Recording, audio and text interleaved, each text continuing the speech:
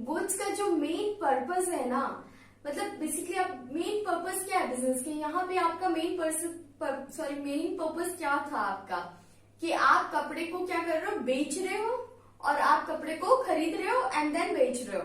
तो यहाँ पे जो वो आपके लिए क्या हुआ, गुड्स हुए, जैसे कि कपड़े ही तो आपके लिए, और कपड़े और शूज जो आपके लिए मेन क्या है, उसी में तो आपकी इनकम, उसी से तो इनकम जनरेट हो रही है, उसी से आपके एक्सपेंसेस भी तो हो रहे हैं उसी के लिए। तो जो भी आपका मेन पर्पस है बिजनेस का, वो आपके लिए क्या हुए, गुड्स हुए। यहाँ जो कपड़े और शूज है आपके लिए, वो क्या हुए, आपका बिजनेस कैसा है, कपड़ों का है एंड शूज का है, तो वो आपके लिए क्या हुआ, गुड्स हुए।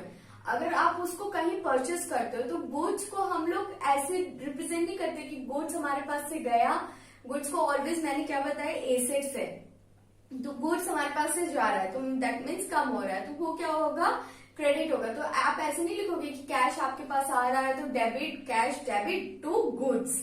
गुड्स को हम लोग रिप्रेजेंट करते हैं परचेजेस से एंड सेल से, ठीक है। एंड इसको हम लोग किससे खरीदते हैं, परचेजेस किससे करते हैं, परचेज क्रेडिटर से परचेज करते हैं, एंड सेल किसको करते हैं, डेटर को या कस्टमर को सेल करते हैं।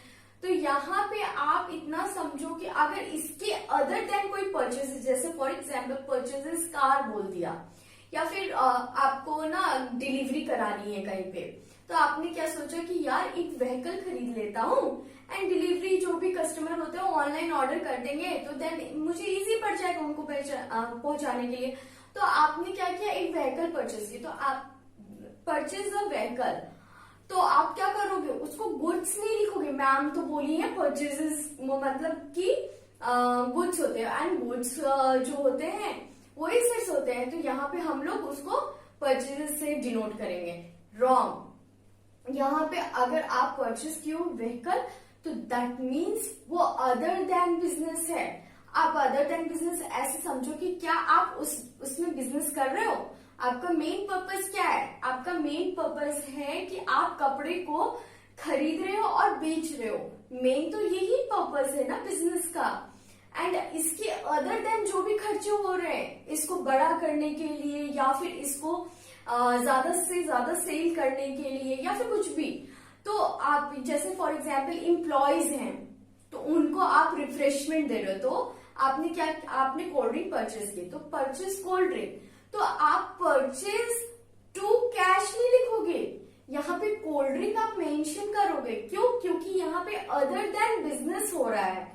क्या आपके अदर देन बिजनेस हो रहा है कि आपने अपने एम्प्लॉयज के लिए जो है वो कोल्ड ड्रिंक खरीदा, जैसे फॉर एग्जाम्पल स्टेशनरी आपको जरूरत थी, तो आपने स्टेशनरी परचेज की या एसी परचेज की, वॉट एवर आप कुछ भी परचेज करते हो, एंड अगर गुड्स के अदर देन परचेजेस होता है तो आप उसकी हेडिंग्स को पहचानो। जैसे यहाँ पे मैंने बोला था व्हीकल परचेज किया, तो आपके पास से व्हीकल मैंने क्या बताया, एसेट्स होता है, एंड व्हीकल आपके पास आ रहे हैं, दैट मीन्स इंक्रीज हो रहा है एसेट्स आपका, तो वो क्या होगा, डेबिट होगा। एंड आपने खरीदा व्हीकल को, तो किसी से तो खरीदा होगा, मुफ्त में तो खरीदा नहीं, तो आपने पैसे से खरीदा व्हीकल को। तो अगर कुछ नहीं बोला है आपको, तो दैट मीन्स पैसे से खरीदा आपने, परचेज व्हीकल मतलब आपने पैसे से खरीदा। तो क्या करोगे आप, व्हीकल टू कैश, क्या लिखोगे आप, व्हीकल डियर टू कैश। क्या हुआ, व्हीकल जो होते हैं एसेट्स एक तरफ आपका इंक्रीज कर रहा है एंड दूसरा एसेट्स क्या हो रहा है, डिक्रीज हो रहा है। तो कैश आपका क्या हो रहा है, डिक्रीज हो रहा है, एंड व्हीकल आपके इंक्रीज हो रहे हैं, तो इसको डेबिट करोगे एंड कैश को क्रेडिट करोगे। एंड अगर आपको परचेजेस जैसे बोल दिया, परचेज गुड्स वर्थ ₹10 लाख, ठीक है, आप यहाँ पे मैं लिख दे रही हूं, purchase goods worth ₹10 lakh.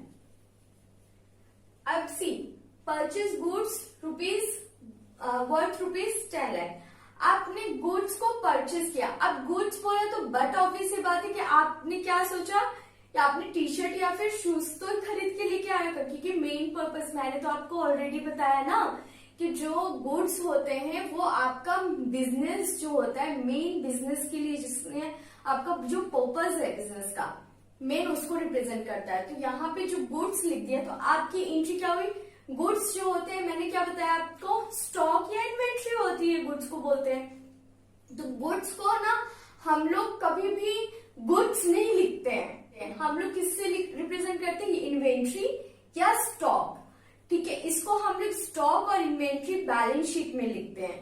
And वो बैलेंस शीट क्या होती है मैं आपको बताऊंगी, बट बेसिकली आप इतना समझो अभी फिलहाल के लिए कि उस गुड्स को हम लोग बोलते हैं इन्वेंट्री एंड स्टॉक।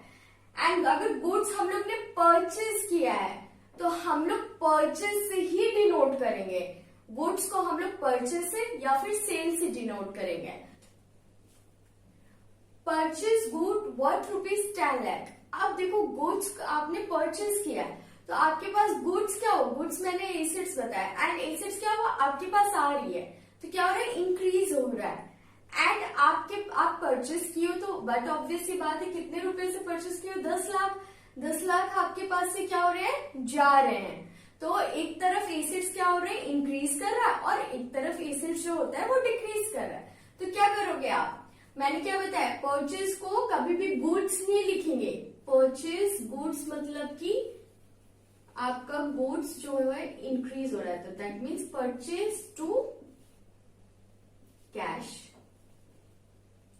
एक तरफ आपका परचेज जो है गुड्स क्या हो रहा है? इंक्रीज हो रहा है, एंड कैश जो हो रहा है आपके पास से जा रहा है, दैट मीन्स डिक्रीज हो रहा है।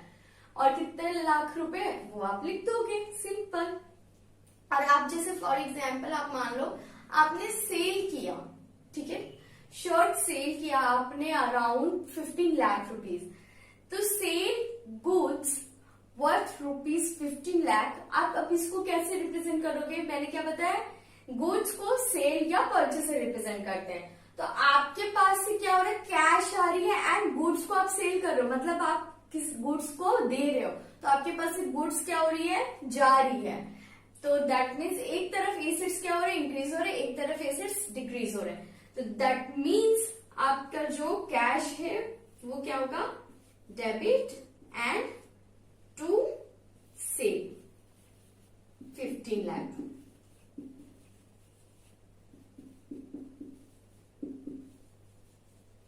सी, अब समझ में आया? कभी भी हम लोग गुड्स को गुड्स से रिप्रेजेंट नहीं करेंगे, ऑलवेज परचेज या फिर सेल से।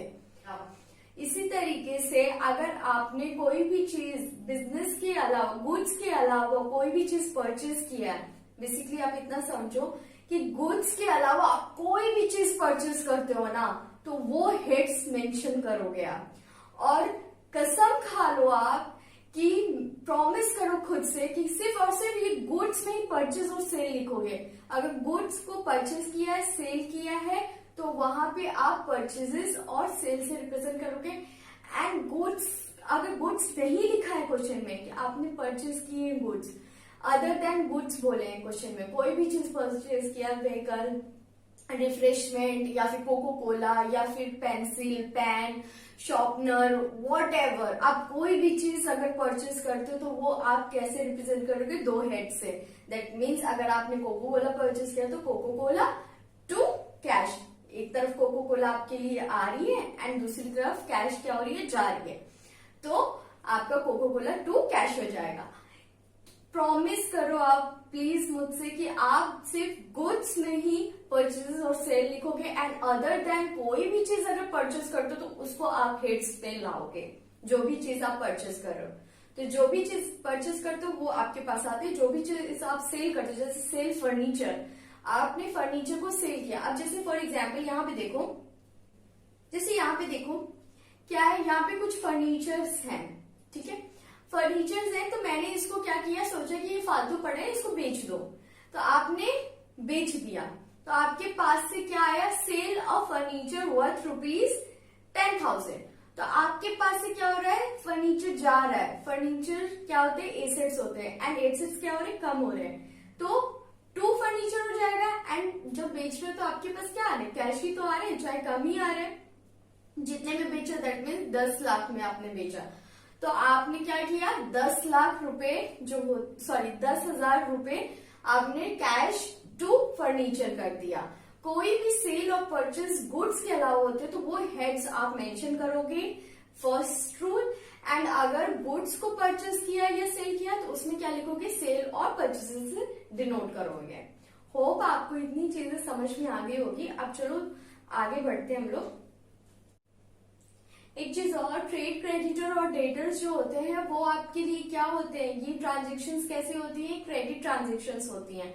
तो आप इसको लिख लो, ये किससे बनती हैं, क्रेडिट ट्रांजेक्शन से।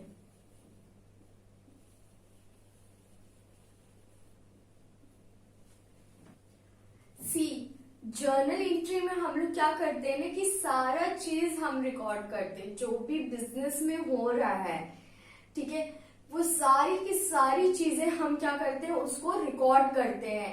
जैसे फॉर एग्जाम्पल कोई चीज अगर हम परचेस करते हैं, जैसे ट्रांजेक्शन्स होते हैं उसको भी रिकॉर्ड करते हैं, जो ट्रांजेक्शन्स नहीं होते हैं उसको हम लोग बोलते हैं इवेंट, एंड उस इवेंट को भी हम लोग क्या करते हैं, रिकॉर्ड करते हैं। जैसे फॉर एग्जाम्पल आप मान लो कि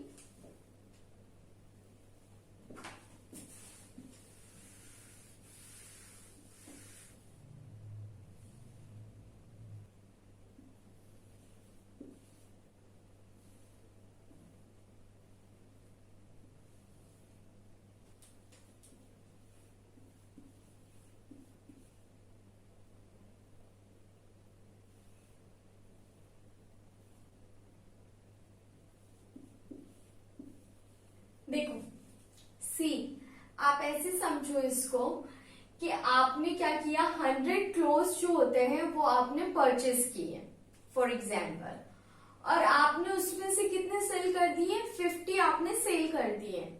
at the end of the day आपके पास रेस्ट कितने बचे, दैट इज 50 क्लोथ्स आपके पास बचे। एंड ये जो 50 क्लोथ्स हैं ये आपके लिए क्या हुए, स्टॉक हुए। बट ऑब्वियसली बात है, मैंने यही बताया जो बच जाते हैं वो स्टॉक हो जाते हैं। एंड जिसको बोलते हैं हम लोग, जो स्टॉक बच जाता है उसको बोलते हैं इवेंट। एंड ऐसे ही ये जो इवेंट है, आप सिर्फ से बेचना, खरीदना, कोई भी चीज आप खरीदते हो, बेचते हो, या फिर आपने कोई चीज पे करी है तो आप उसको रिकॉर्ड तो करते ही हो अकाउंट्स में, बट इवेंट को भी हम लोग क्या करते हैं, रिकॉर्ड करते हैं अकाउंट्स में। जैसे फॉर एग्जाम्पल मैंने अभी आपको बताया that is stock, but obviously बात है अगर आप स्टॉक मेंटेन ही नहीं करोगे, रिकॉर्ड ही नहीं करोगे तो आपको पता कैसे चलेगा कि आपके पास कितना आइटम्स बचे हैं। तो इसको भी रिकॉर्ड करना बहुत जरूरी है। बिजनेस में अगर कुछ भी होता है तो आप उसको रिकॉर्ड करोगे, चाहे वो ट्रांजेक्शन्स हो चाहे वो इवेंट हो। इवेंट फॉर एग्जाम्पल स्टॉक हो गए जो बच गए हैं आपके पास, जैसे आपके यहाँ क्या हुआ, आग लग गया आपके शोरूम में, तो वो भी एक इवेंट हो गया। जैसे फ्लड्स आ गया तो आपका पूरा क्या हो गया, जो आइटम्स है वो सारे स्टॉक जो है वो सारे खराब हो गए, एंड आपका जो शोरूम था वो क्या हो गया, बेसिकली टूट गया। तो वो भी एक इवेंट है, उसको भी हमें रिकॉर्ड करना होता है। तो ये जितनी भी चीजें होती हैं वो सारी चीजें हम रिकॉर्ड करते हैं, इवेंट हो चाहे वो ट्रांजेक्शन्स हो अकाउंट्स में। और ट्रांजेक्शन्स जो होते हैं ना वो कितने टाइप्स, होप आपको ये समझ में आ गए होंगे। तो और ट्रांजेक्शन्स जो होते हैं वो मैं आपको बता देती हूँ।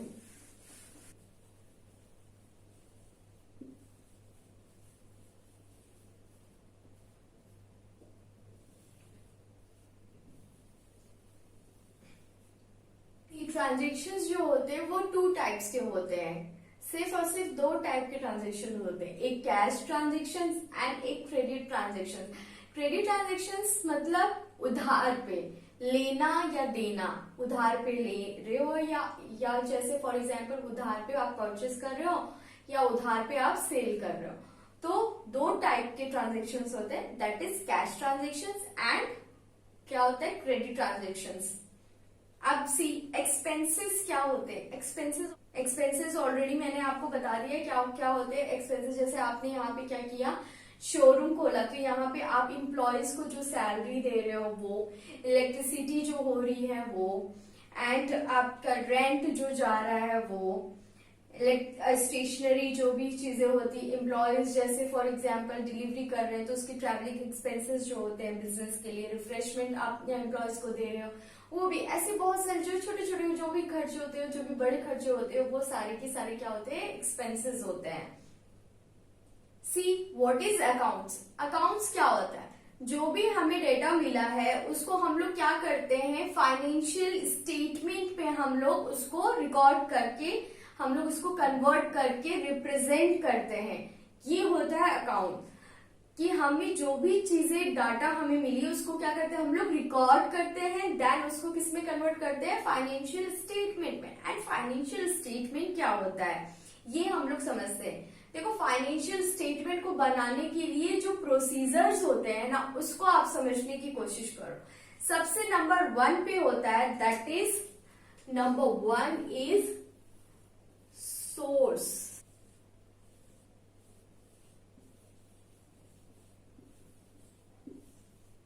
Source documents. सबसे नंबर 1 पे क्या होता है, source document. Source document basically क्या होते हैं कि रिसिप्ट्स,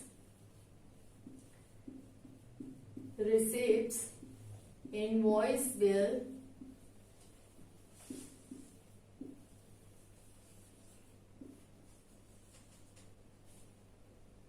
देखो सोर्स डॉक्यूमेंट क्या होते हैं, receipts, invoice, bill and voucher. आप अपने स्क्रीन पे देख पा रहे हो कि रिसिप्ट कैसा होता है। सी, आप क्या करते हो कि कोई भी चीज, जैसे फॉर एग्जाम्पल आप कहीं पे भी जाते होगे सामान खरीदने, तो वो आपको एक बिल बना के देता होगा। तो वो जो बिल देता है उसको हम लोग क्या बोलते हैं, इनवॉइस बिल या वाउचर, या फिर आपको रिसिप्ट दिया है तो उसको हम लोग क्या बोलते हैं, सोर्स डॉक्यूमेंट। हमारे पास सोर्स है कि हमने क्या किया, हमारे पास प्रूफ है कि हम अपने सामान जो है वुडलैंड के जैसे शोरूम आपने खोला था तो उसमें जो आप सेल कर रहे थे तो आप उसको बिल बना के देते हो ना। आप कहीं भी शोरूम में जाते हो तो आपको बिल मिलता है ना, तो वैसे ही आप अपने आप को सोचो ओनर हो आप, और आप क्या कर रहे हो, सेल कर रहे हो, तो आप अपने कस्टमर को बिल बना के जो देते हो वो आपके लिए क्या हुआ, आपके लिए रिसीप्ट है। सबसे ज्यादा इंपॉर्टेंट है, प्रूफ है कि आपने उसको सेल किया है, आपने गुड्स को सेल किया है। तो आपके पास क्या प्रूफ है, सबसे नंबर 1 सबसे इंपॉर्टेंट चीज होती है सोर्स डॉक्यूमेंट। सोर्स डॉक्यूमेंट से हम लोग क्या करते हैं, सोर्स डॉक्यूमेंट से हम लोग क्या करते हैं, जर्नल एंट्री बनाते हैं हम लोग। इससे ही तो हमें पता चलेगा कि कहाँ खर्चे हुए हैं, कहाँ नहीं खर्चे हुए हैं, किसको हमने पे किया है, किसको नहीं पे किया है। तो वो सारी जो भी इनवॉइस, बिल्स होती है, रिसिप्ट्स होती हैं, वाउचर्स होते हैं, इससे हमें पता चलता है कि ये हमारे पास प्रूफ है।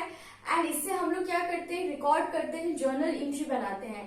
जर्नल एंट्री बनाने के बाद हम लोग इसको, जर्नल एंट्री बनाने के बाद इसको हम लोग क्या करते हैं, पोस्ट करते हैं लेजर में। बनता है लेजर से ट्रायल बैलेंस हम लोग बनाते हैं। ट्रायल बैलेंस से हम लोग क्या बनाते हैं, financial statement, that is profit and loss account and last balance sheet.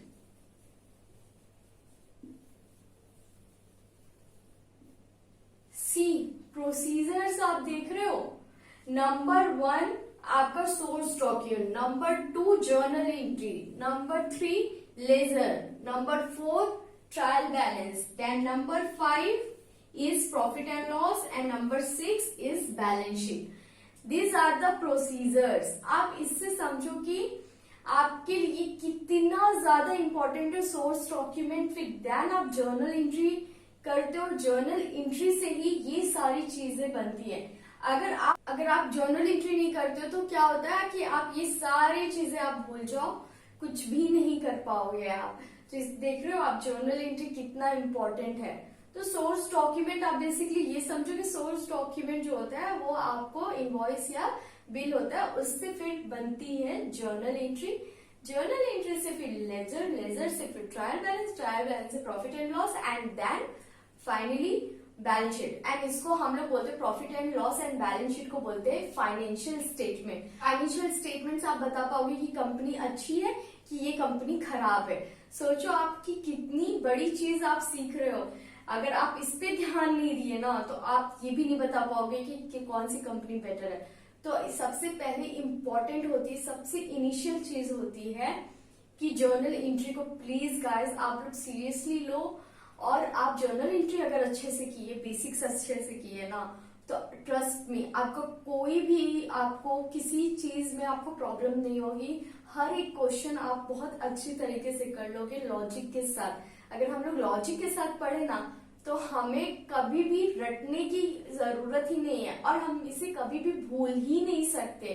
इतना ज्यादा अच्छा होता है अकाउंट्स। अकाउंट्स बेसिकली हमारे सराउंडिंग में है यार, हम लोग उसको जीते हैं, तो हमें एकदम खुशी खुशी पढ़ना चाहिए अकाउंट्स। कि हम लोग तो ये डे टू डे लाइफ में रोज ही करते हैं, हम लोग रोज रेगुलर। अगर आप देखो, आप रेगुलर बेसिस पे हम लोग क्या करते हैं, अकाउंट्स ही तो करते हैं। तो आप क्या करो, बेसिकली जर्नल एंट्री पे अभी फिलहाल ध्यान दो, आप एकदम सीरियसली लो जर्नल एंट्री पे। और मास्टर अगर जर्नल एंट्री पे आप बन गए ना, ट्रस्ट मी, आप मेरे यकीन मानो कि आप हर एक क्वेश्चन, और ये तो आपके लिए हलवा होगा, profit and loss and balance sheet, ये आपके लिए हलवा होगा, आपका कभी गलत नहीं होगा। लोगों का सुनते होगे आपकी बैलेंस शीट मैच नहीं करती, लेकिन आपके साथ नहीं होगा। और मैं बताऊंगी कि बैलेंस शीट कैसे मैच करानी है, एंड उसी हिसाब से अगर आप बैलेंस शीट, अगर आप मेरे पढ़ाए हुए तरीके से आप बैलेंस शीट बनाते हो ना, तो आपका balance sheet is always match करेगी, ऑलवेज, ट्रस्ट मी। आप बस आप मेरी जो मैं बोल रही हूँ, जितना आपको बोल रही हूँ ना, आप उसको फॉलो करते हुए चलो बस। तो देखो ये सारी चीजें आपको समझ में आ गई। एंड आपको वो जो 5 हेड्स मैंने बताए थे, इंक्रीज और डिक्रीज वाले, प्लीज आप फिर से उसको देख लो और अपने नोटबुक में रखो, क्योंकि हमें यहाँ पे बहुत जरूरत है जर्नल एंट्री में उसकी। एंड उसी रूल से हम लोग क्या करेंगे कि जर्नल एंट्री को पढ़ेंगे। अब होप आपने इतना कर लिया।